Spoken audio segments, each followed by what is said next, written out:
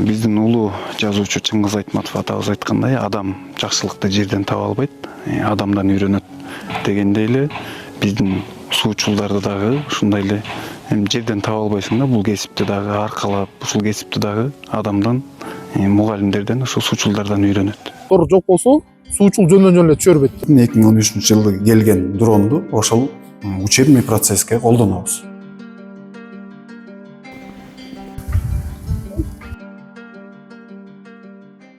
Биз алгач дрон менен колдонуп баштаганыбыз 2013-жылы колдонуп баштаганбыз.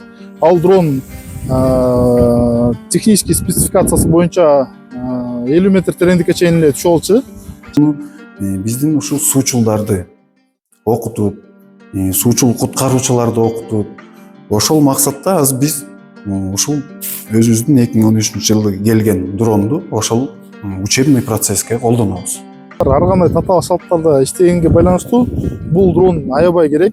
Эмнеге дегенде суучулдун коопсуздугун камсыз кылууга бирден бир жардам берүүчү аппарат болуп саналат. Күндүз эле эмес, түнү дагы иштесе болот. Анткени мында кошумча шайман катары жарыктыктар орнотулган. Бул жарыктыктар дагы аябай күчтүү жарыктыктар. Адам деген баягы чөккөндө только күндүз эле чөгөм деп айта бербейт экен. Ал эми любой убакта чөгүп кетиши болот экен. Жанагындай бир туугандар кечки күндө түнкүсүндө кайрылган күндөр болгон. Ошо түнкү убакытта дагы биз ушул биринчи очередте дрон менен жанагы чөгүп кеткен жерди обследование кылып алып туруп, андан кийин анан водолаздар алып кетишет. Биринчиден бул суучулдун жумушун жеңилдетет. Бул мисалы суучул шаймандар менен даярдагыча дронду даярдап киргизип берген бат болот. Жана ошондой эле суучул иштей турган жер кандай жер экенин көрсөтө алат. Суунун астында ар кандай ситуация болуп калышы мүмкүн. Суунун астында мындайча айтканда көп изилденген эмес. Мисалы кээ бир жерлерде темирлер жатып калышы мүмкүн, же болбосо обрыв болуп калышы мүмкүн.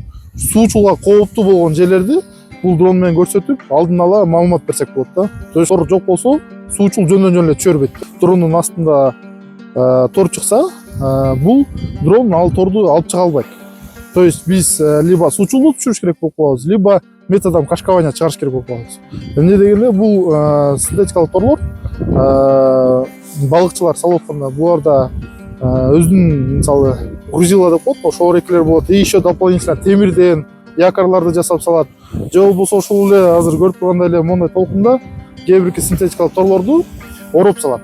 Оролуп калганда уур болот. Ошондуктан суучул бир башын колдон келишинче үстүндө ар дайым катер менен дагы суучул тобу жүрөт. Ошол эки суучул тобуна алып чыгып берсе, ал катерден тартып алат.